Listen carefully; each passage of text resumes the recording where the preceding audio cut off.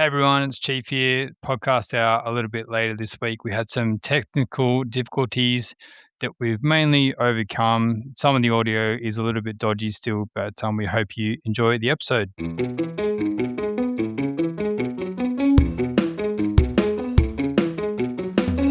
This is a game podcast where we talk all things Australian football. With European seasons wrapping up and the World Cup on the horizon, we've seen some players give their last performances as they cross everything they have in hope to be in North America with the Socceroos in June. One player who will definitely be there is Nestory Irankunda, who's been heavily linked to the Premier League as his good mate Mohamed Toure scores again for Norwich. Also in the Championship, Riley McGree is back as Boro learn their opponents for the playoffs. And Matildas at Arsenal are bundled out of the Women's Champions League, while another former Matilda is a European champion. Back home, the A-League men's competition is down to 4 with tons of drama on and off the field across both of the elimination finals. The Matildas announce a pair of upcoming friendlies. The Young Matildas kick off their Asian Cup campaign, and we'll finish with our team of the week. Well, welcoming in Mopper. Plenty happening, mate. Yeah, welcome, Chief. Thanks, everyone. Wow, another massive week in football again.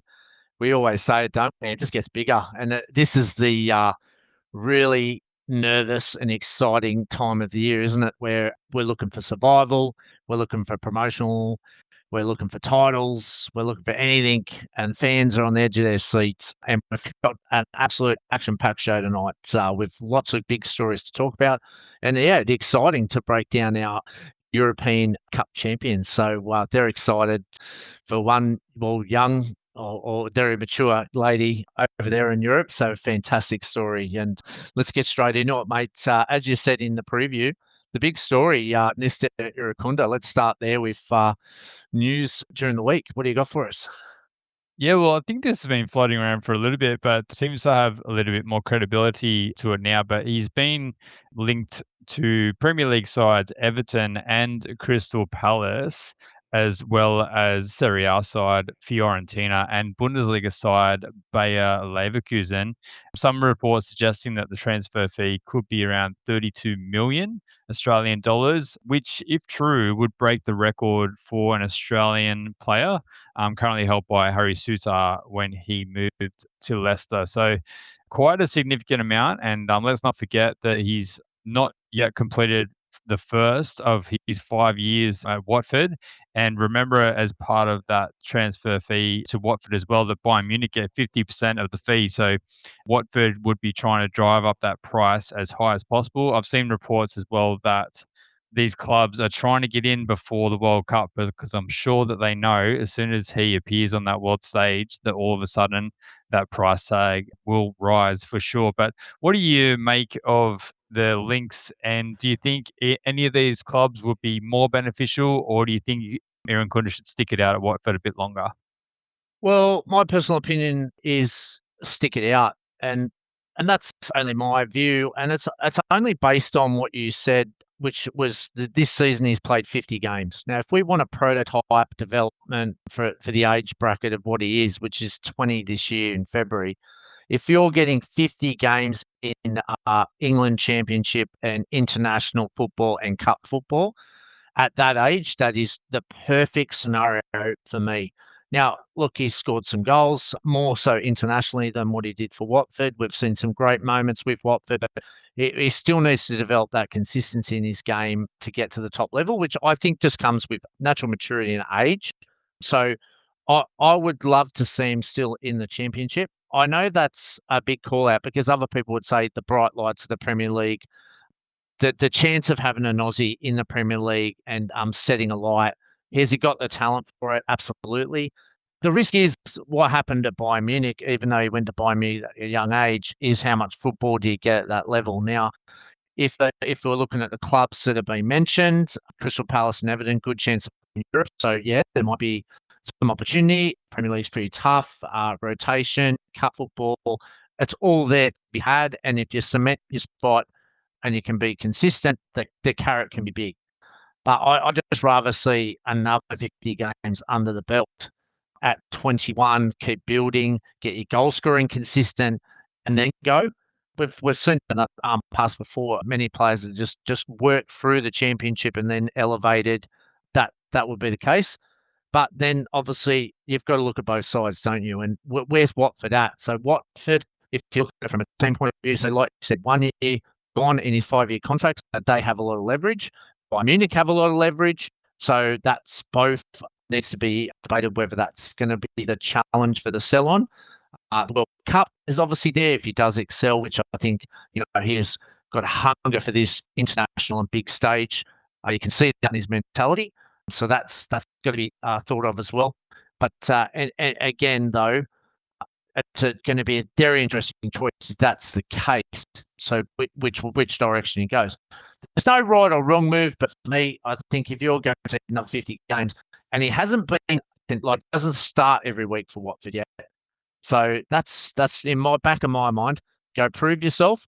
But Watford had a massive drop off, sacked a couple of coaches, bit inconsistent club. It's not really the most stable of the championship sides. So a lot to really ponder and consider. But I'd really like him to see another year in the championship and really build up to 21, go chase your dreams from there. But he'll back himself, Chief, and that's the difference. Irakunda's got that mindset. So it's going to be a personal decision. Does he think he's going to be ready? But his young line heart, he'll be roaring to go. So, yeah, it's going to be what's his face. The Premier League, when they come in, they get what they want. So it'll be very interesting. What are your thoughts? Absolutely. Oh yeah, absolutely. Look, I think as you said, he's played 50 games this season for club and country, so that's 42 for Watford across cup competitions and the championship, and 8 games for the Socceroos. He's scored 8 goals and provided 5 assists overall in those 50 games. Played over 2,500 minutes, which is a very good number of minutes for a player really at the top level. He played kind of similar minutes last season, but we know that was spread across the Bayern Munich reserves and then his time on loan at Grasshopper as well. So it's by far the most minutes he's played at the very top level of full men's football at the top level. So yeah, it's a massive chance for him, and I wonder with the leagues as well, because I could see him going to an Everton or a Palace, and I know you mentioned that, potential for both of them to be in some kind of European competition next season, and whether that provides some more opportunities, particularly if it's something in the Conference League potentially, and like the earlier rounds, they're not going to probably risk their top line players in those early rounds, knowing that they can get through. So that might be some different type of exposure that Irankunda gets. But I think from a selfish kind of Socceroos perspective, we know that obviously the big thing is the World Cup in the off season, but then we've got to also consider that there's the Asian Cup coming up not too long as well. So we're going to want to see him playing consistent, high level football, and it might be at Watford in the Championship, or it could be at one of these other clubs. But if nothing's done before the World Cup, who knows who might just come in for him?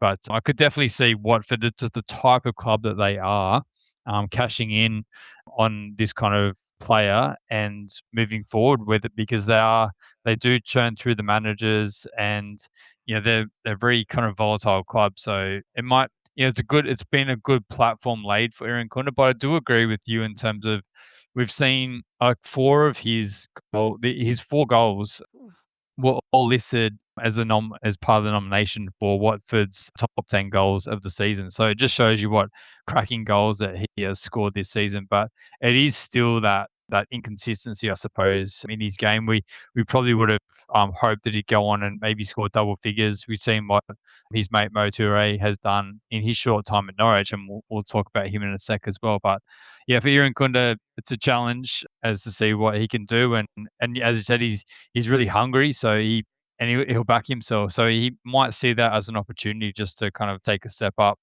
to the next level. Something I wanted to ask you, babe. Do you think that his game style suits one of those leagues over another? So Premier League, Serie A, or Bundesliga? Um, ooh, Bundesliga, like he never got an opportunity, really, did he? Bundesliga seems to suit wingers. We've seen it with Bayern Munich, haven't we? But you've seen such a high level with Bayern Munich. Like they seem to play that better football, better formation. Like that Serie A more tactical. probably not really wingers. They're much more direct, I believe. Premier League, the fast pace I think will suit him. But again, Everton, Crystal Palace. Glasgow is going Crystal Palace. So what type of football do they play? They signed Brendan Johnson, and they play that through at the back. So like again, where does that style fit in? Does someone take him on board and develop him like a 10, like Popovich is trying to do? So you've got to be versatile wherever he goes, and we've seen him number 9. So I like the Bundesliga, that's his style, but again, you got to be at the right club at the right age, and this is what I'm saying. Just I know the bright lights are fantastic, but again, he's done well he understood, I think, the situation at Bayern Munich, and he's got to understand the situation he's in at Watford now.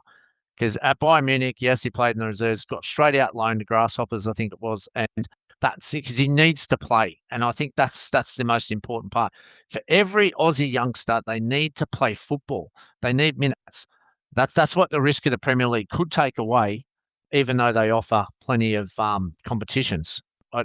Imagine if we turned around the next 12 months and made a massive move to the Premier League and he's played 10 games. Like that's not going to be what we want. But I think what Popper's taught him is to adapt his style. I really think if Popper's added anything to his game, he's more than just that right-sided player, that right winger. And remember in the early part of the Socceroos, he didn't really suit that formation with Arnold. He couldn't really gel in because of the style that they were playing and defensive approach. But Popper's got him inside and then going outside, inside. It seems to work better. And he's hooking up with Toure. He's a lot more versatile than what he probably was tactically 12, 24 months ago. But that, again, it comes with maturity, doesn't it? It comes with that development. So, and I think he's found that this year, similar with Watford. So, yeah.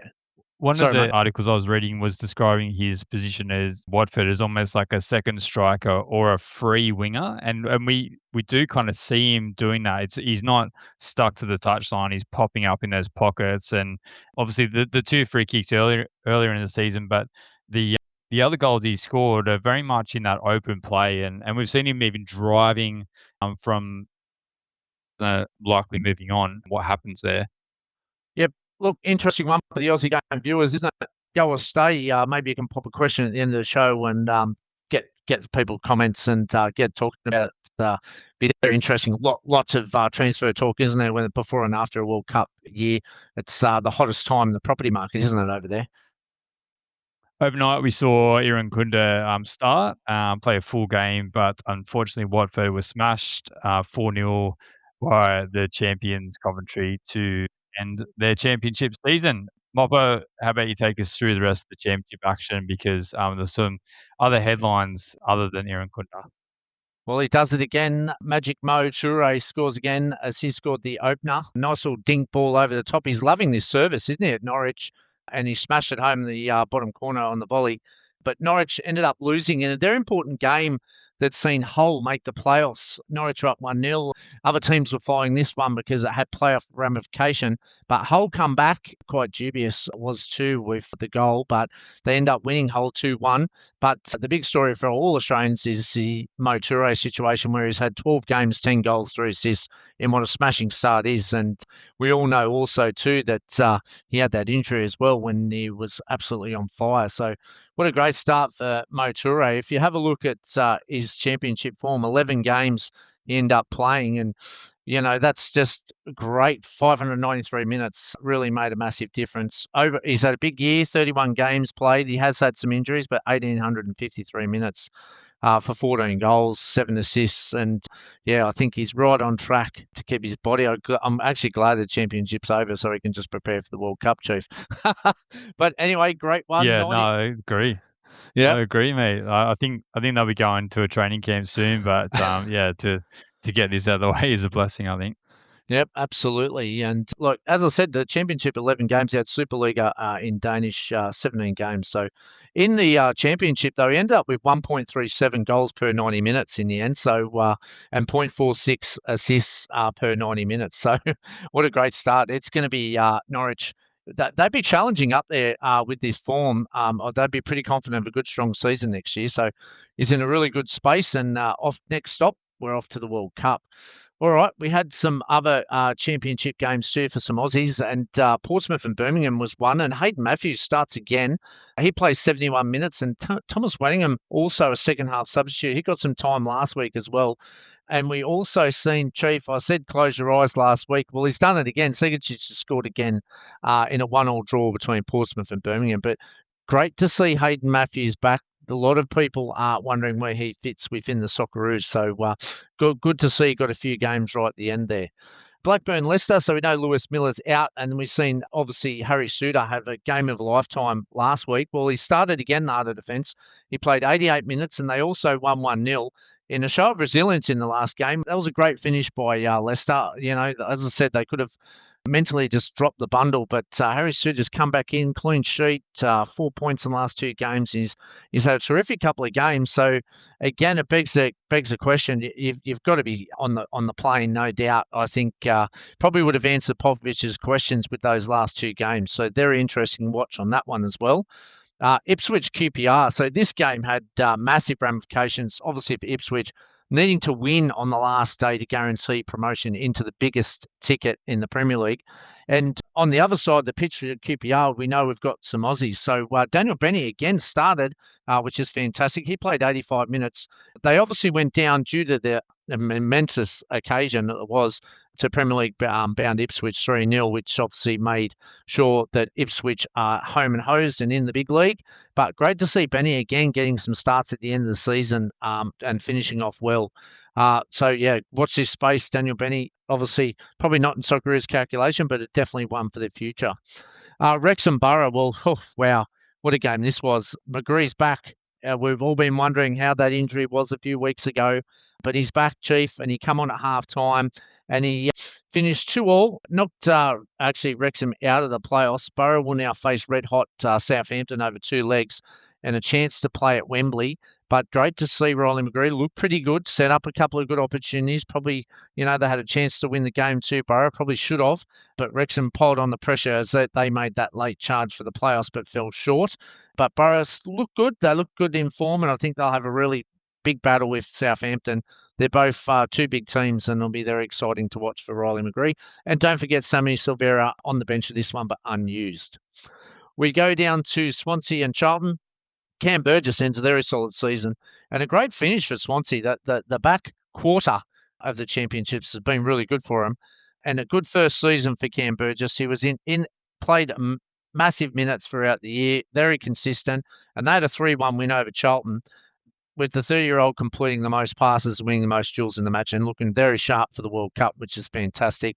He's had a great year, Cam Burgess, and the stalwart for Swansea there, and a good charge too. So they'll have a nice solid side for next year as well.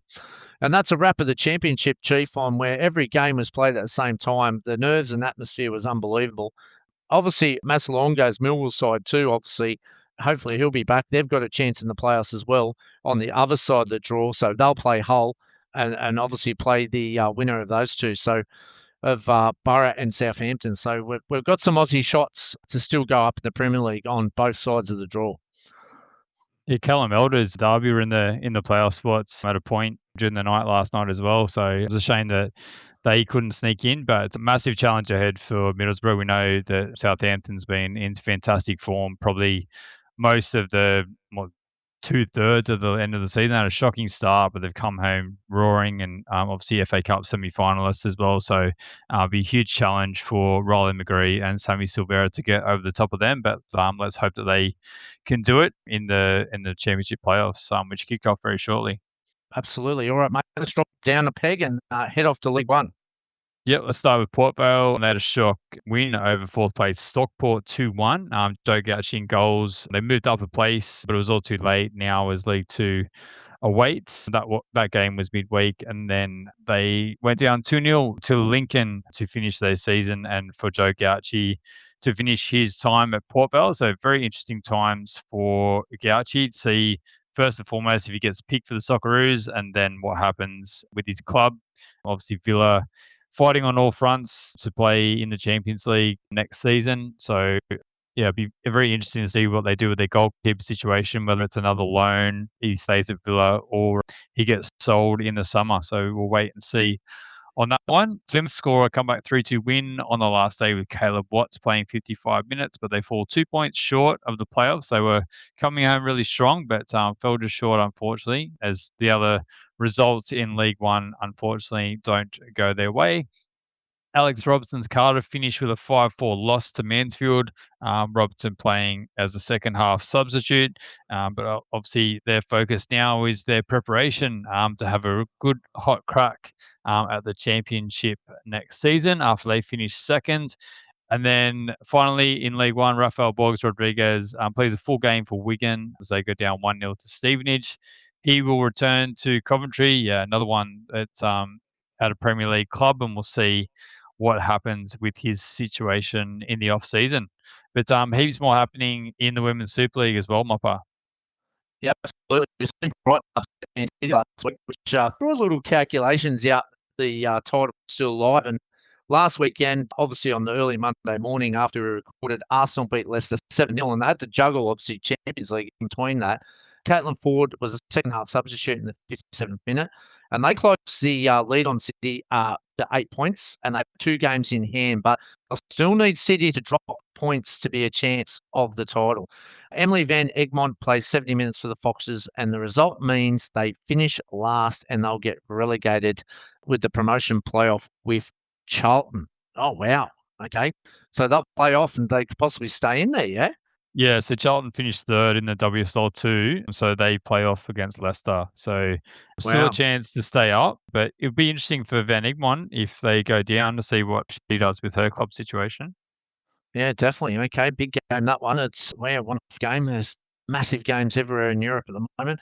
And most importantly, Arsenal announced that 32-year-old Steph Catley signed a new contract with the club. It was a beautiful shot with the dog in there as well, obviously signing the paperwork with Steph. Beautiful moment, her best friend there. But great news, I think, for Matildas fans. 146 caps for the Matildas, and been with Arsenal since 2020, signs an extension, and we've seen her migrate in the centre back, which is probably the right place for her now to probably finish off the last few years with Arsenal. And they know how important Steph Catley is, and that they missed her in the Champions League injury, and she's an important cog in obviously in the big club themselves, isn't it?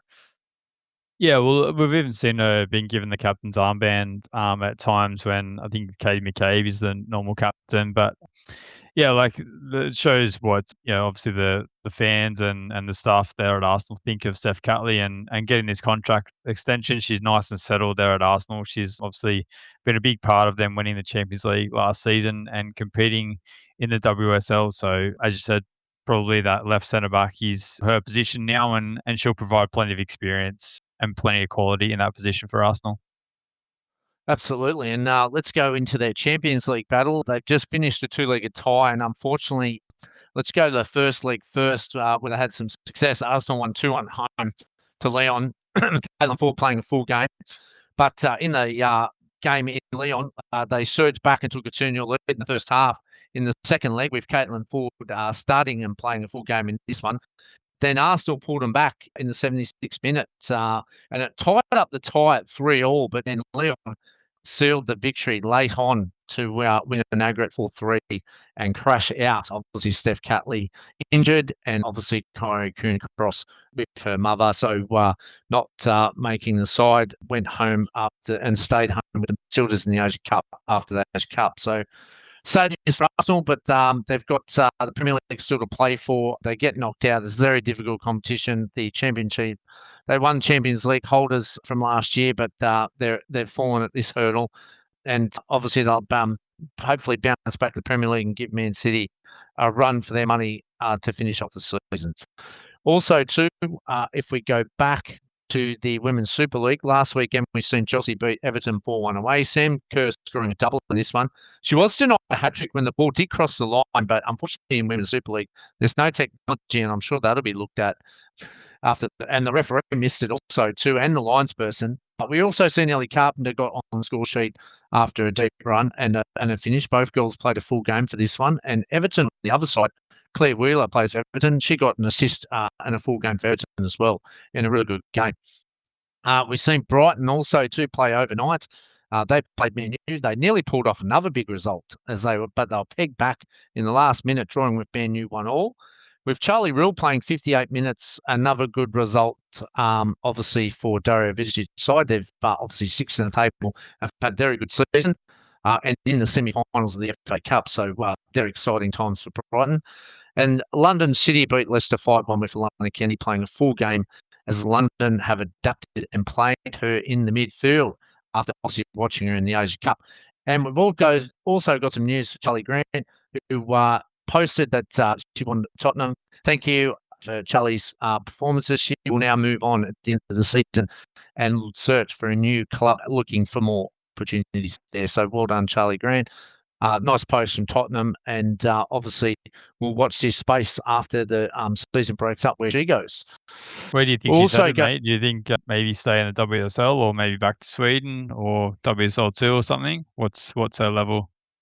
I think WS2. I think there's a lot more depth and competition in that now, and they've got kind of a two-tiered system working at the moment. I definitely see her starting in one of those. She could definitely start probably in a lower league Premier League club as well, but she just needs game time. She's just missed way too much, hasn't she, since her move from Sweden? And yeah, look, going back to Sweden, we've seen strong competition as well. So, there's not. She would have contacts back there as well if she chose to do that. She's still at a very good age, so yeah, it'd be interesting to see where she tests herself. But those League Two sides now are really adapting and coming together, not only financially, but are really pushing hard. And there's some big clubs down there, there's Newcastle, and we've seen Lana Murphy go there to what's it? Sorry, not Forest. So yeah. So we've seen some Aussies go there. So yeah, it might be a move if she's around London or whatever. She might want to stay there. So I just want to see play. Yeah, and I'm sure she does too. So she'll be looking for a club where she plays. She needs to. Also, Women's Super League 2, Alana Murphy, as we just spoke about, played a full game in a 1-0 win over Portsmouth. And then on Saturday, their final game, they went down 3-0 Southampton. So Alana starting that one in the midfield. And they finished 7th overall. A good platform for Alana Murphy after moving from Bundesliga 2 during the January summer transfer window. So I think she's got a solid platform now to really build with Forest next year. All right, Moffat, let's go to some fantastic news during the week. BK Häcken have won the inaugural edition of the UEFA Women's Europa Cup in the All-Sweden final against Hammarby. The team led by Ilana Sadiku lifted the trophy after winning both legs of the final, with the aggregate score being 4-2, which is amazing, but even more amazing is the fact that Ivy Luik had 41. Former Matilda is a champion of Europe. She played a full game and she was well in command in the second leg. So fantastic for Ivy Luik. We've seen her lift silverware domestically for BK Häcken. We tracked her progress throughout the Europe Cup, took out Haley Razzo's Eintracht Frankfurt on the way as well. And yeah, what a credit to Ivy Luik, who's overcome some adversity, and she's a European champion. How good's that, mate? Yeah, absolutely. And she breaks the record held by Brazil legend Formiga of 38 years and 90 days. Luik's 41 and 44 days, and becomes the most senior player. Smashed her, mate. Smashed her by like 2.5 years. Well, most senior player to become lift a trophy in Europe. So what about that for a story? And the 45-year-old Matilda played every single minute of both legs of the deciders, which they both won. So they won the league last year with Sweden, and now they've carried it on Europa. And yeah, hopefully she goes around again. Yeah, Champions League hopefully next year, and we'll see what happens. She hasn't announced anything, so hopefully she's still partying at the ripe old age of 41. We'll see how she goes, eh? But what a story! Get Joe Montemurro to give her a call, mate. Yeah. Matilda's recall. Yeah, absolutely. Why not? She's still doing it at the top level. It's a massive story of show of resilience and performance here. We really need to maintain her in the setups or coaching or wherever, because she's vast knowledge and huge experience will be absolutely massive for Australia.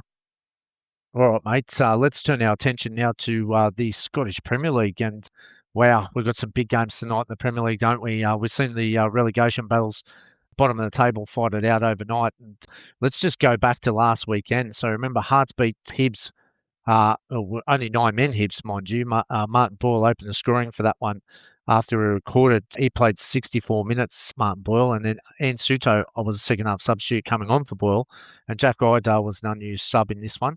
Hearts Cam Devlin actually missed the game through injury, but they remain top with 4 to go. So 4 games to go. Massive game tonight against Rangers. Huge. We also seen last weekend, obviously, Marvel upset the Rangers 3-2, but no time for Oscar Priestman. But they did Hearts a favour. They then fall 1-0 to Falkirk overnight. Johnny Katumbas returning to the bench alongside Priestman, but neither were brought on. We also seen last weekend on Monday morning the Battle of Dundee saw Zach Sadson play a full game with Ryan Strain also playing 84 minutes and scored a goal in a big 3-0 win. Livingston, well, they drew 2-2 with Aberdeen Monday morning, where chances of surviving are almost over. Brian McGowan played a full game. Nicholas Milanovic was on the other side, second half sub in the 83rd minute.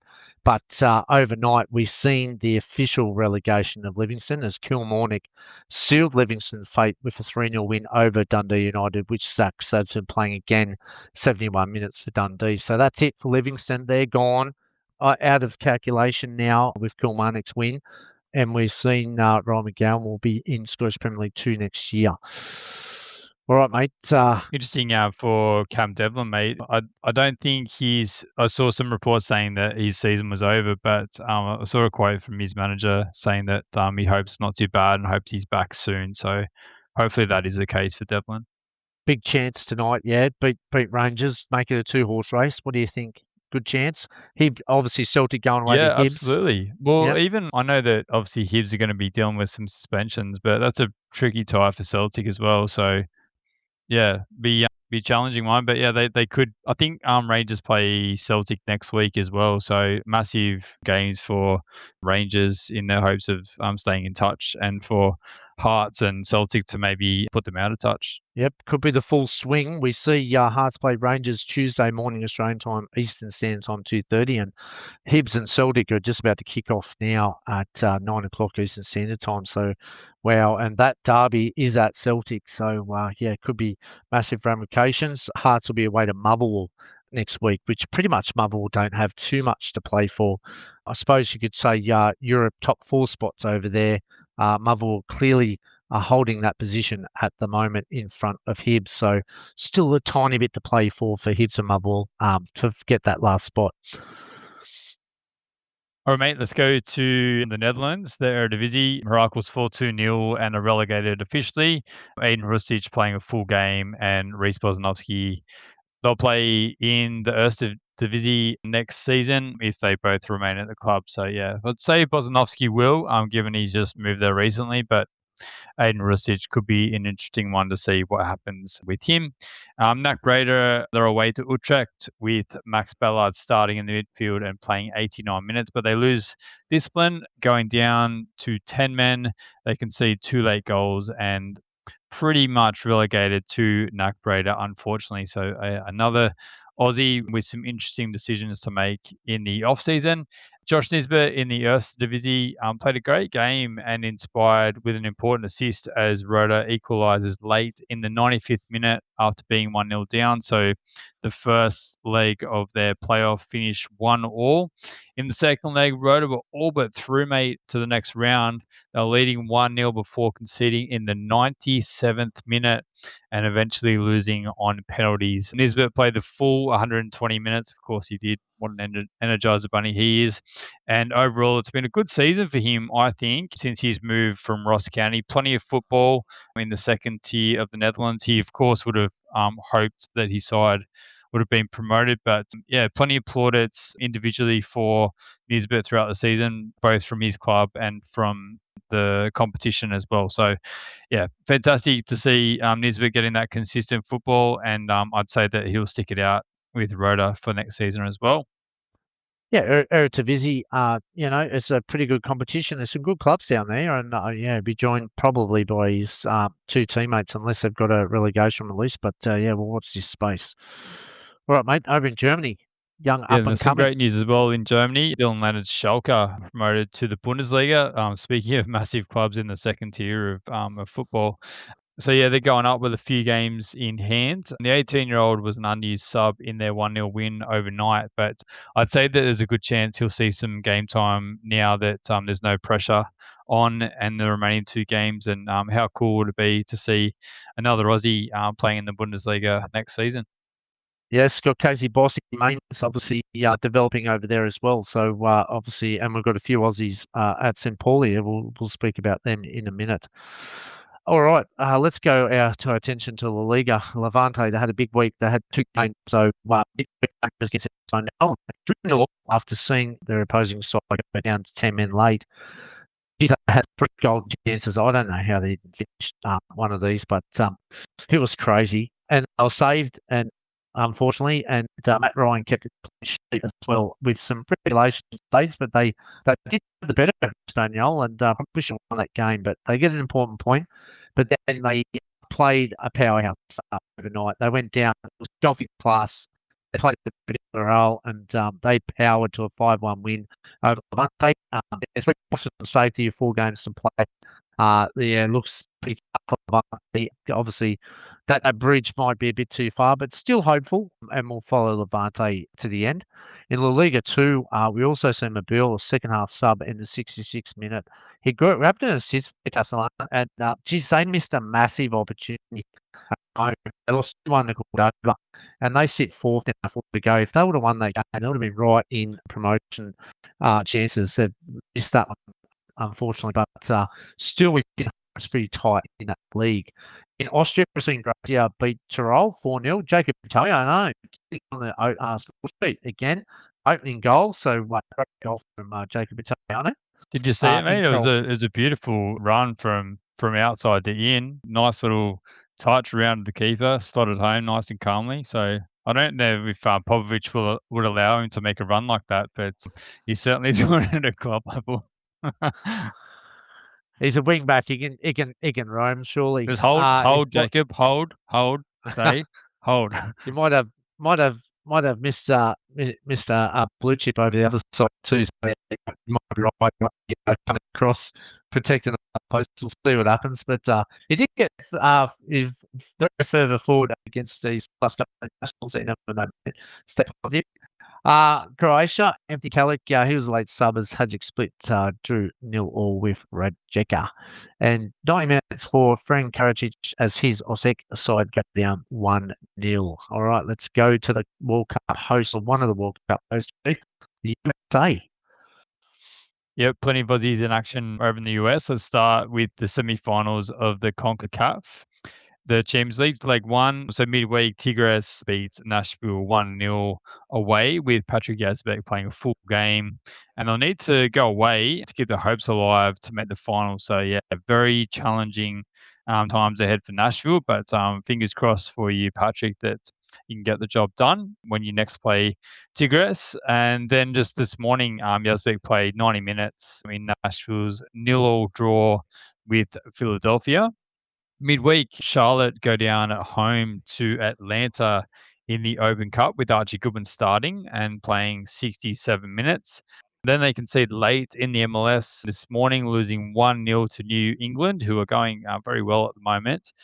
Goodwin coming on in the 90th minute. What about this for a fun fact, Mopper? Archie Goodwin has the best goals per 90 in the MLS with 2.06 goals per 90 minutes. Pretty efficient stuff there. Start me more, he'd be saying. Yeah, yeah, he's got a good side there in Charlotte, as we reported before. So yeah, that's look, he can do efficiency off the bench and has started a couple of other games too. So yeah, it looks hopefully a big year for him ahead. So yeah, we wish him all the best, and that's a great record, showing his efficiency. Absolutely. All right. Midweek, New York City played the derby against the Red Bulls as Kai Truan opened the scoring and anchored the midfield alongside Aidan O'Neill.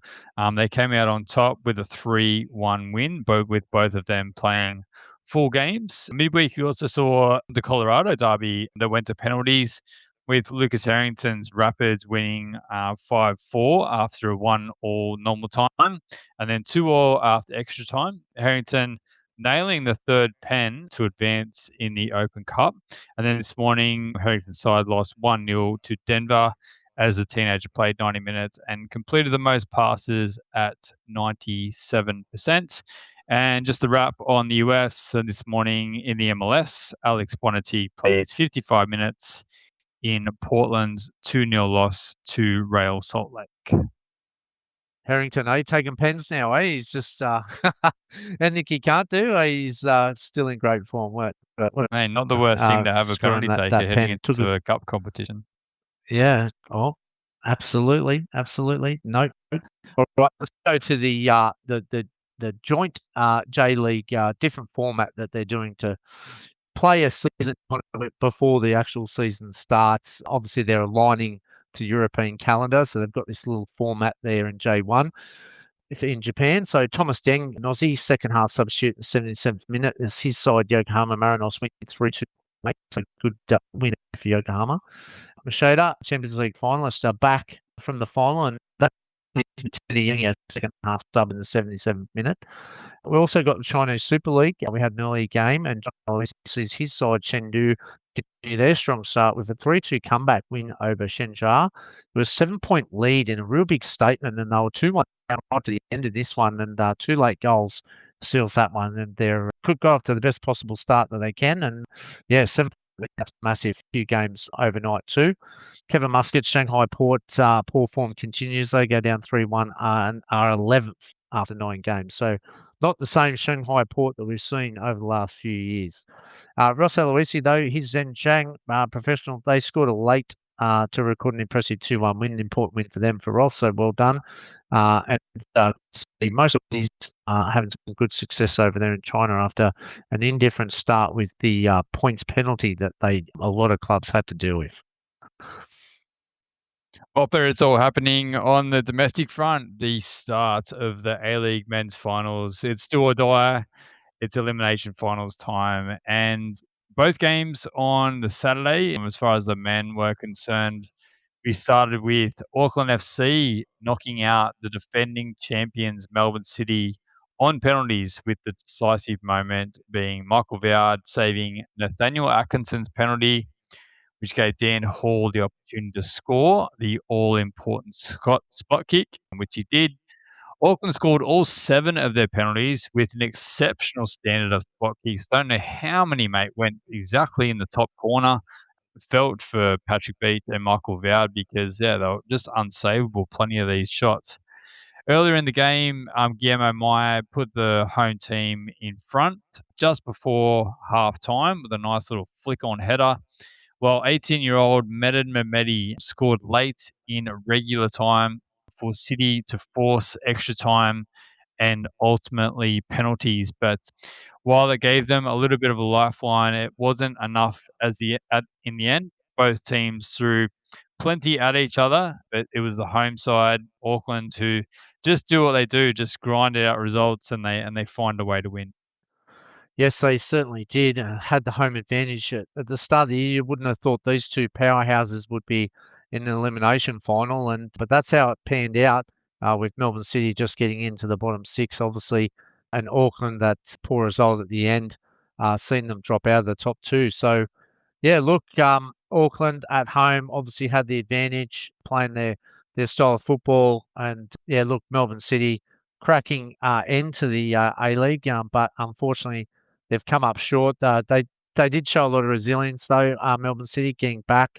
Auckland thought they might have thrown it away, being 1-0 up, but they cancelled each other out in extra time. And yeah, that unfortunately with penalty shootouts, there's always going to be some poor person that's going to be the headline that they've missed. And fortunately, that was Nathaniel Atkinson who had that moment. And yeah, the penalties were fantastic, but both teams put on a good performance, good crowd, and onward Auckland go for a 2-legged tie against second place Adelaide. What about Matt Leckie in the midfield, just churning out 120 minutes on the back of his long layoff through injuries? Just an unbelievable athlete, isn't he? Even at his age and even with all the injuries, he just he knows how to work a game, doesn't he? And yeah, just incredible performance from him. Marcus Eunice probably wasn't at his absolute best throughout the night, how he has been. And look, although it's an Auckland and New Zealand based scene, a couple of Aussies at the heart of Auckland's defence were very solid as well in Dan Hall and Jake Gerberdreich. So they're going to be very tough to face in the next round, Auckland FC. What did you make of Melbourne City's season? They obviously competed in the Champions League as well. We probably expected them to go a little bit further after what they did in the group stage. And then really you said they finished sixth in the regular season. And probably the reason for that was the real dip in form at the turn of the year where they had a stretch of home games and we thought they might go on a bit of a run here. And they just kind of never got going all season, did they? No, I think you hit the nail on the head.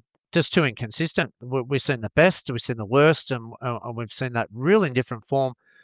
Leading up to Asia, we thought that, they were setting the bar high, weren't they? And they really put themselves in a good position. But that performance against, I think it was Boro, seemed to just knock the steam out of them. They didn't play well in that two-legged tie either.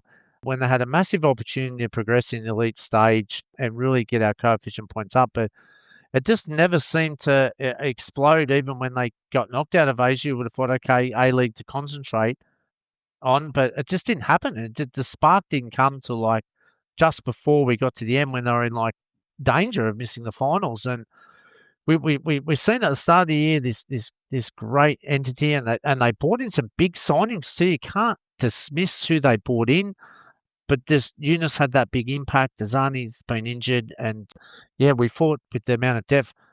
Has Kai Truan that transfer really cost them? I think it did, especially in Asia. He was the rock, wasn't he? Because they had a lot of injuries at the start of the year, and Kai Truan was backing up week in, week out in Asia and really leading that side.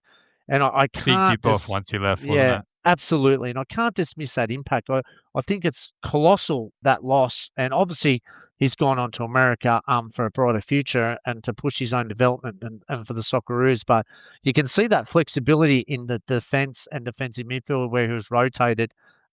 They were a bit vulnerable, weren't they, Melbourne City? They always thought that you could score against them when he wasn't there, and it unwinded like that. And it was just their attack at the end of the season that fired up with Eunice. I mean, his signing that really sparked them. But yeah, he was a bit of a one-man band at their stage. Mehmeti contributed, but yeah, they just couldn't get that continuity. Caputo, who started great, then obviously, player profile if his age just developing, wasn't starting again, and they just couldn't work out what was their best lineup. And that's what Melbourne City's year was. It was up and down, up and down, up and down.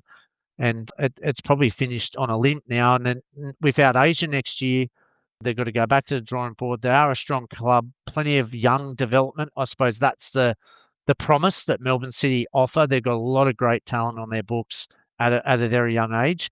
And maybe it was a year too early for them, and hopefully they can make a big impact next year, which no doubt once they address what went wrong this year, that they'll be after a bigger, better year next year.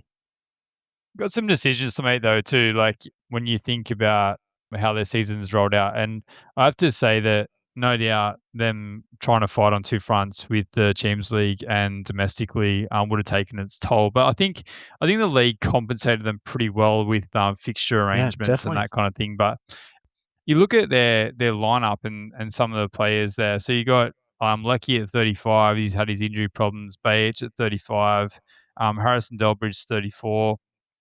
Someone like Patrick Beach, will he look to make a move Oh, overseas? Max absolutely. Caputo, maybe similar, or whether they're going to kind of hang around for a bit longer. Andrew Naboot has come back pretty well since his injuries, but he's 33 now and seems to be picking up consistent injuries. So I think they haven't really, for me, got many that in that middle part, that kind of between say like 25 to 30, that are really consistent for them. It seems to be kind of either ends of the spectrum, and I wonder if that's part of the balance for them, that they can't quite find that right mix. But it's they're a big club, and no doubt that they have big ambitions to be competing deep into competitions every single season. And I think it's probably been a bit of a disappointing season for Melbourne City overall.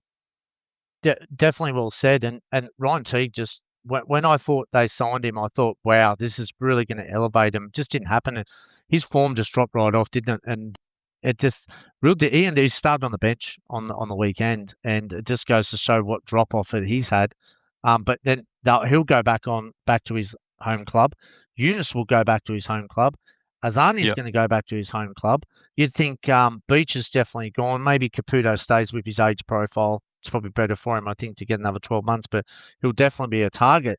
That leaves a lot of holes, doesn't it? And your valid points about where they sit.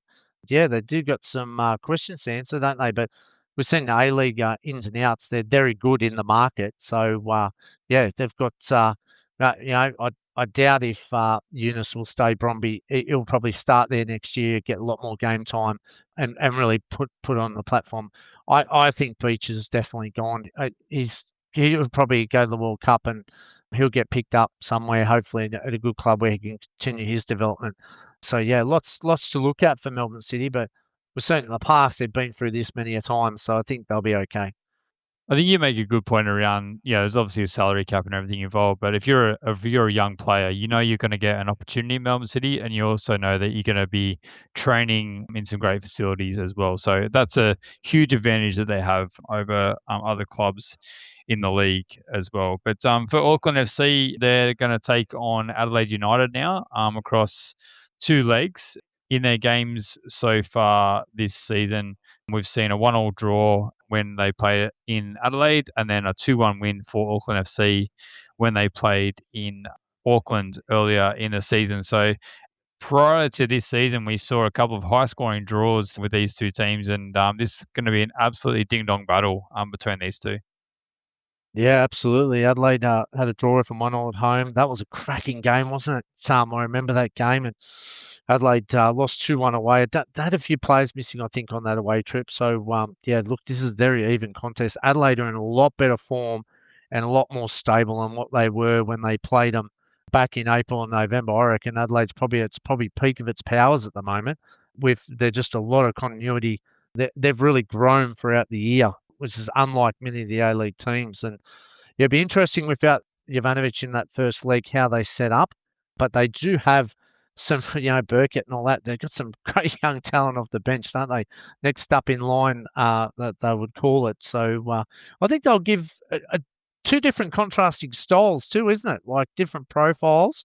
Stevie Corica's gone there without Debris. He's gone there in negate, hasn't he? To negate teams, and not as free flowing as what we've seen last year from Corica, because Debris obviously a massive impact on that left hand side with that injury, and they've had to change it up. And it was the first time we've seen really Cosgrove and Lockie Brook and that really start together, haven't they? Because they've been in and out of the side, so they've got some potent weapons, don't they, Auckland? But yeah, they're in the gate. It'd be interesting to see if they go after Adelaide. But Adelaide's beautiful football, I think, is probably one of the best in the A-League at the moment. Their football's been fantastic, so it'll be interesting how the young bodies really weigh up over in that Auckland crowd.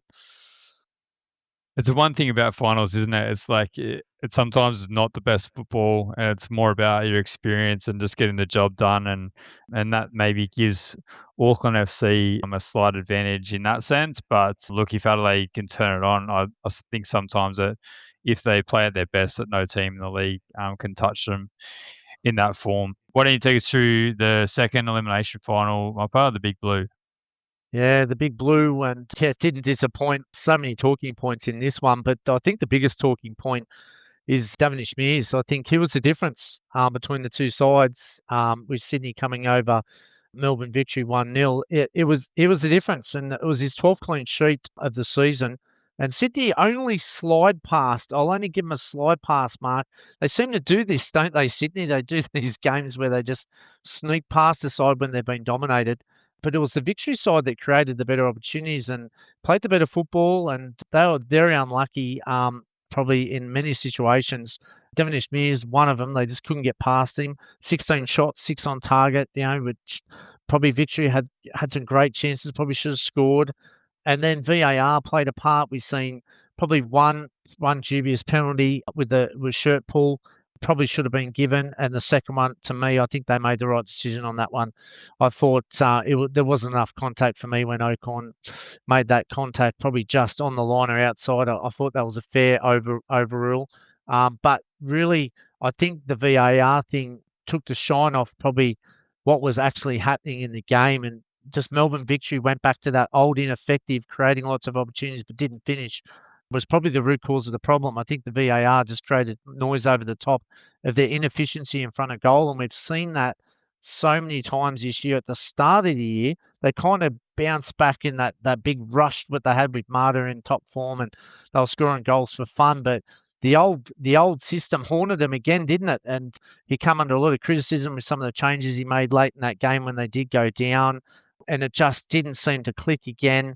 But they did have the best chances, but it was their own mistake that cost them in the end. And Patrick Wood capitalised on it, didn't he? And he stole a goal in the 80th minute after a Franco Lino mistake, and that's just typical Victory this year. And Victory will ponder how they didn't seal the deal with piling on those 16 shots. So I think, yeah, you can look at VAR and say, yeah, they're probably a bit unlucky with that first one. But realistically, their ineffectiveness in front of goal and the performance of Mears really won it for Sydney. They really were backs to the wall, weren't they, Sydney? They'll dominate, I thought, in this game. And Sydney now face Newcastle in a two-legged tie. And, you know, Melbourne Victory at home has missed a massive opportunity. And Sydney, as I said, slide past. And let's have a look at the matchups now as Victory exit the A-League. Obviously, missing out on Asia as well next year. They'll have a lot to ponder as well, both Melbourne sides with their squads. But Newcastle is on Sydney FC's hit list, but Newcastle have had the wood over them this year, and especially in the last two games, Newcastle won 2-1 and 2-0 in December. Newcastle won. Sydney beat them 4-1 in the 1st of November when they had that injury run and that poor start to the season where they couldn't win at the start of the year, Newcastle. But they're a completely different side now, aren't they? And I think Newcastle would be chomping at the bit. And it should be a good crowd too on both sides of the version. We've only 1 hour really apart in travel distance, so we should see big packed out crowds for both of these legs. But heavily favoured would be Newcastle with the rest, and they're going to have they're playing the best football, aren't they? Them and Adelaide, to me, are playing the best football. And I think Sydney's ineffectiveness, and I think it'll get punished by Newcastle. I think if you give those chances to Newcastle, I think they lose probably 2 or 3-0 on the night. Yeah, I tend to agree with you. Yeah, they've been pretty clinical in the last couple of performances against Sydney FC, although that 2-1 win, I think it was a late goal from Ben Gibson to seal that one. But certainly when looking back at that start of the season when Sydney FC beat the Newcastle Jets 4-1, Al-Hassan Toure scoring the hat-trick that game. And I think Mark Milligan learned a lot from that game in terms of how open they were, because that's how Sydney FC picked them apart that day. Lots of goals on the counter-attack and lots of big spaces in the defensive lines as well. So Mark Milligan's no doubt learnt a lot from that game, and he's changed his style up a little bit more pragmatic, out of possession, making sure that they're pretty tight, which they have been. And I think, look, both clubs are at very different spots. Sydney FC obviously changed managers in that time and gone through a few ups and downs through that time as well. So I agree with your point around the big crowds. Hopefully Sydney FC now with tickets going on sale for their game now, get some good ticket sales through that. And Newcastle Jets already have sold plenty of tickets for their home game as well. So that's going to be an absolute bumper crowd up there at McDonald Jones Stadium for the Newcastle game when they host. Just touching on Melbourne Victory, I agree with your points around the just clinical finishing just wasn't there last night. And yes, Harris and Devon Smears had a fantastic game, but they're also quite wasteful back to earlier in the season when there was plenty of pressure on Arthur Dillis and they just couldn't find the back of the net. It really has been. I know in his post-match press conference, Dillis did say that they had scored a high rate. I think it was like the 4th highest goals in the competition this season. But I really feel that some of their goals came in big lots, big smashing wins, but they couldn't spread it out across the season. And in these games when they dominate, they just could never find. Charles and Duca had a little bit of form. Virgos found a little bit of form, but they didn't have that consistent striker all throughout the season, unfortunately for them. And there's some big decisions. There's obviously rumours Josh Rawlins going on. Valupale could go. Do you think Juan Mata, that's his last game for Melbourne Victory? I don't think so. I think he's fit enough and good enough to go another year. I think he really enjoyed his time down Melbourne. Melbourne Victory certainly utilised him better in that 10 role, didn't they? And other than like Western Sydney Wanderers struggled to, find that space for him. Didn't play the system really to suit him. Change of scenery, went down to Melbourne Victory, big club, and really put him in the right area. He's still strong enough to go around. It's the A-League. He's still professional enough, by all accounts. He's fitting well and still up there with the fitness. So, I wouldn't say 1 year. I'd say nearly. He'd be almost be available for 2 if he wanted to continue. Depends what he where he wants to settle in life too. He has he found a home in Australia, or does he return back to Europe? So interesting times. And look, I hope for the A-League. You need personalities like Mata. He's been not only great on the field, but he's been great off it. And I think we need those type of personalities in our Australian A-League to really keep lifting that profile. And he really gave him the profile with some of the goals and assists he scored, didn't he? And put Australia on the map. So I think without that, we're worse off.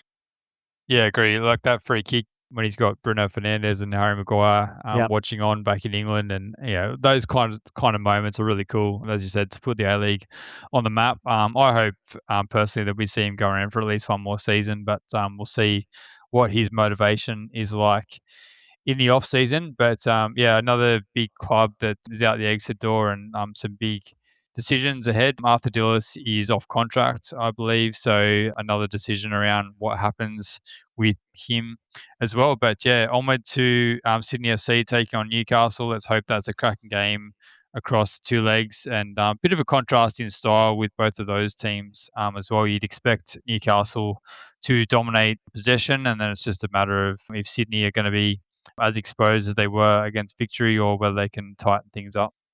Yep, I think Newcastle's going to bring out the fireworks. We haven't seen the best of Newcastle for a few weeks. We've seen them in bits and patches. I think they'll be primed for this one. I think Sydney FC are very vulnerable.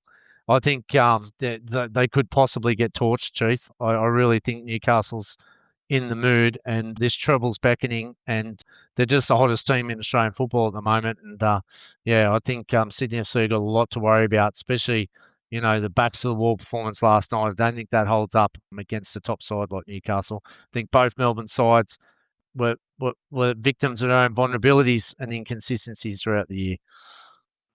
Yeah, and I think the Jets will get a lot of confidence out of their last game against the Mariners, winning that game 4-0, and they were quite prolific in that game. So, watch out, Sydney FC, I would suggest. Bit of transfer activity coming out of the Brisbane Roar as well, mate. Yeah, big move. Sam Klein joins Bundesliga club St. Pauli, who is currently in the Bundesliga relegation playoff space. They've got an opportunity to move their 6 points still from safety from that one. They do have a game in hand. They do play Mainz tonight. But big move for Sam Klein. Big statement of intent. St. Pauli trusts the Australian mentality. They're looking to fit in. And it's really interesting. Sam Klein's had a great couple of years, hasn't he? Really standout season this year. Big move for him into the Bundesliga if they survive. I think that St. Pauli would be good enough in a playoff match as well, but you've seen some of the calibre in that Bundesliga too as well. So very interesting to watch. So I think it can play out both ways. But Sam Klein really backs himself big time to get over there in St. Pauli, and I think he'll get some opportunity. I hope. It's like a big jump, but we wish Sam Klein all the best. And just again, clubs picking off some of our best talent. There is a buy-on clause, sell-on clause for everyone that's probably nervous about us selling. Obviously, we haven't seen the figure of what was released, what they sold him for, but there is a sell-on clause as well. So we wish Sam all the best in the pre-season. Has a big one with St. Pauli, and hopefully they're in the Bundesliga, and we'll have 3 Aussies on the books over there. Nice, I think, to have Jackson there as well, I think, as a leader. I think that'll be very good for his career, So I think as long as he keeps him out of those St. Pauli pubs, they're a bit, they're pretty full on. So, stick to the football pitch, Sam, and you'll be fine. Can I share the story? No, I better not. Maybe for another day. Another day. We're getting into some trouble in the St. Pauli pub. the chair, the big chair, eh? Yeah, don't sit in that They, chair, Mopper. they, Don't sit in they, that chair. they probably Sam would probably be allowed to sit in that chair. Yeah, not you though. No, well, it's a World Cup. I thought it was, but read your books, travel guide books, to make sure you, Yeah, understand the that's risks. right. No, interesting move for Sam Klein. I think I've got his history right. I think he was at Brisbane Roar, went to Norway to try his hand over there, came back into the NPL Queensland system, and then got picked up by Brisbane Roar again. And now he's on his way to St. Pauli. He has performed really well over his couple of seasons with Brisbane Roar. He's been definitely one of their best players in some disappointing campaigns. So still only 22, so plenty of upside for Sam Klein, and let's hope that he goes over there and has a really successful time in St. Pauli. Definitely. All right, mate, let's go. A-League's women's. What do we got? The finals campaign's underway in the women as well. Yeah, so this one we're a step ahead of the men, so they are into their semi-finals. So the first one was the All Melbourne Derby. Letitia McKenna free kick gave Melbourne City a 1-0 advantage. Heading into the second leg of their semi-final, City did dominate, creating the best chances, but they should also be thankful for their Spanish keeper, Melina Meirelles, who made some crucial saves throughout the game. Yeah, Holly McNamara had a great chance late that was saved well by the victory keeper as well. But they might be a bit disappointed, Melbourne City, that they didn't take more goals into the second leg. But as I said, Meirelles made some good saves, particularly one where Holly Furphy had a one-on-one and she tried to lob her and she got up nice and high. But yeah, Melbourne City take the 1-0 advantage. Obviously, a good crowd in there in the preview to the men's game as well. And then the second game that was played just this afternoon, Grace Jale with a far post header from a corner got things going for Wellington Phoenix in the game against Brisbane Roar. And then it was Brisbane's captain, Momo Hayashi, who scored a very similar goal at the back post to level things up after 14 minutes. But the winner came from 19-year-old Daisy Brown with her ninth goal of the season, controlling and striking home from close range in front of a packed out Spencer Park crowd in Brisbane. Fantastic scenes out there. The stands are absolutely chock-a-block full. And there was even a nice little pocket there for the Wellington Phoenix fans as well. So what a amazing spectacle that was for the A-League women's game. Mate, they've done it again, haven't they, Brisbane? That crowd up there's been fantastic all throughout the year. So credit to them. They deserved it. And what a great moment for them getting the win in front. They'd played a really good finals campaign. So well done to Brisbane. They've got a nice, great support up there. So I wish them well. Wellington, tough one for Wellington, but a tough side, Wellington. So yeah, be very interesting to see what happens next in the A-League's women's Ninja A-League finals coming up. There's some crackers. All right, mate, we've got so the second leg's obviously back in Melbourne for the Melbourne Derby, and then Brisbane travelling over to Wellington for the second leg with all to play for in both ties. Oh, absolutely. Yeah, Wellington are going to be definitely, but Brisbane, they're definitely showing some spirit, haven't they? Yeah, they've lost a couple of players during the year, but they've a great game. Bev Priestman too in the finals of Ninja A-League, just unbelievable. And hopefully a good crowd over in Wellington as well. So watch that space, reporting those crowd numbers next week. All right, women's football continues with the Matildas. Have announced Australia versus Mexico on the 6th and 9th of June, respectively. And Newcastle are the lucky winners, getting the first home game there, Matildas versus Mexico, and the second one goes back to against Sydney. So New South Wales gets the two games. And if we look at Mexico, they're ranked 27th in the world, so they're going to be very formidable opponents as the seasons wrap up, obviously in Europe. So we see a full strength side from probably both sides. I'm not sure. Mexico's obviously playing in in Major League over there, so they'll probably be in prime at their start of their season. So interesting ones at the beginning. So very good opponent, Mexico. Another good build up as we build on to the next stages. We build towards next year's World Cup for the women. Young Matildas also, Chief. They kicked off their Asia Cup campaign last night with a 2-0 win over India. Next up, Lebanon on Tuesday, and then obviously Japan's in their group. Who finishes top the under-17s there, Matilda. So we wish them well. They should get through against Lebanon in the quarterfinals, semi-finals. Interesting enough, top two gets you through to the World Cup. So we're pretty much guaranteed to play the 17 World Cup, which is fantastic news for the young Matildas, which is absolutely vital at the age bracket. I've had a lot. I've seen the 20s miss out on the World Cup qualification, but the 17s will go through. And also the squad announcement for the AFC Under-17 Asia Cup for the men in Saudi Arabia in 2026. So plenty happening on the international stage for our young male and female players. So excellent stuff there that we've got. And if we look at the Combat Joeys, they kick off that Asia Cup in May 6th as well.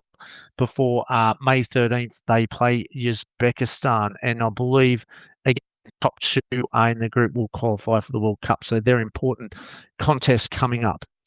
Also, too, Yeah, on so the international. just in that one, I just wanted to say the DPR Korea was supposed to be in their group, but they've withdrawn, so it makes it a group of three where we only need to finish in the top two. And very good to see, looking through that squad announcement, there's some players with some A-League experience. We obviously saw a Kola Khan start for Sydney FC last night in that huge finals game. I believe he was the fourth youngest in National League history to start a finals game. So yeah, he's taking plenty of experience into this tournament. We've also seen the likes of some of the Melbourne City players like Akeem Gerald get some opportunities in and around that team as well, whether that's through the cup competitions or in the league itself. Bezian Kutleshi as well. So it's fantastic to see these opportunities that have been popping up for these players, and now they're taking this experience into this tournament. And look, by all accounts, they should have enough to be top two in their group and qualify for the World Cup, which should be fantastic. Yeah, Aston Reed too from Sydney, very exciting player coming through too, mate. He was player of the tournament, the Emerging Socceroos last year, wasn't he? Yeah, yep, 100%, and on Sydney FC's book. So, hopefully some good game time there, and they can build into that tournament just like the under-17s. We'd love to see some success. We know how hard a couple of these nations are over there, especially Japan. So hopefully when we meet them, I'll bring space. Also, two other news on the international stage. Chief Socceroos legend Mark Schwarzer sit back and play for a direct position on the board of Football Australia. That'd be a pretty good appointment to have someone's knowledge of Mark Schwarzer, even though he's working at the moment, to bring back into the Australian fold to provide some direction for Australian football.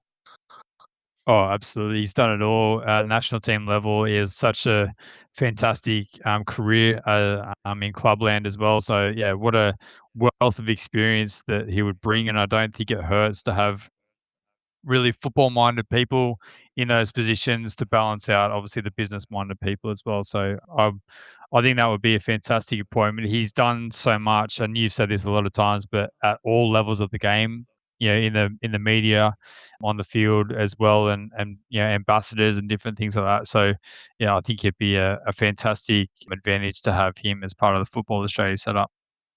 Yep, definitely. All right, mate. That brings us to the team of the week. What do you got for us this week? Well, how could we go past Harrison Devonish-Mears after his performance in the A-League men's finals, the starting goals for us?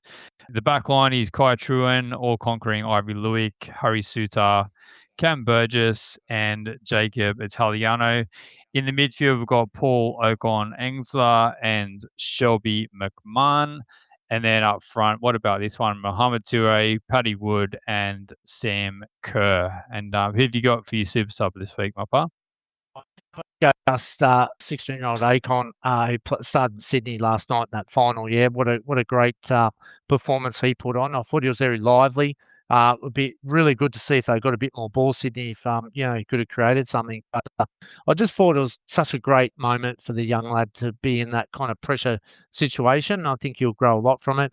Shout outs also to Matthews back in the starting lineups of their championship sides, which I think is very important for their futures and next year's campaign. So, yeah, very good shout out. And just also to wish the under 17 Matildas all the best. Hopefully they really push on. I'll be watching it very closely, report on some of the young girls there, obviously having their first international campaign at a Right, well, but let's just finish off with a couple of matches to keep our eye on overnight. You likely know the results of these by the time you listen to this, but Hibs playing Celtic, as we mentioned there before, big ramifications for the title race over there in Scotland. And we've also got Randers. They're taking on Vejle Bowl Club. I would think this is a must-win to avoid relegation for Randers. They're flirting around there, only a couple of games to go, so I think they really need to win that one to pull themselves away from that situation. In the Netherlands, Feyenoord taking on Fortuna Sittard. A win will just about wrap up their Champions League spot. They might need one more point after that, but they're getting pretty close. And the relegation battle at the bottom, St. Pauli taking on mid-table Mainz. A huge chance, for St. Pauli to pull within 3 points of safety with a win. And I tell you what, mate, if they do, they're going to pull in a fair few other clubs. I think this would take them to 29, and there's a lot of teams on around 32, 33 points. They could pull a fair few clubs into that battle with them.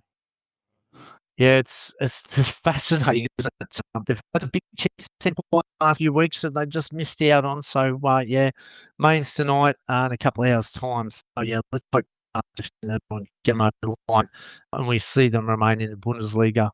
I think it's do or die. I think for Scotland tonight, I think they've got a massive opportunity to really stake their claim for the title. I'm hoping Hibs, it's 0-0 between Hibs and Celtic now, 16 minutes, and I'm hoping Hibs really pinch one there and just really Hearts can capitalise that on Tuesday morning. A massive on Saturday, another do or die probably clash. They're running out of games, aren't they? They need to get that one up to soon in mid-table. So another opportunity for Levante.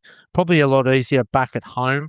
Yeah, so there's some really important games in the championship. Playoffs are coming up. So we've got obviously Massalongo's Millwall. Obviously Mass is out injured, but which obviously because that could have ramifications. And Middlesbrough, obviously with Riley McGree and Sammy Silvestre.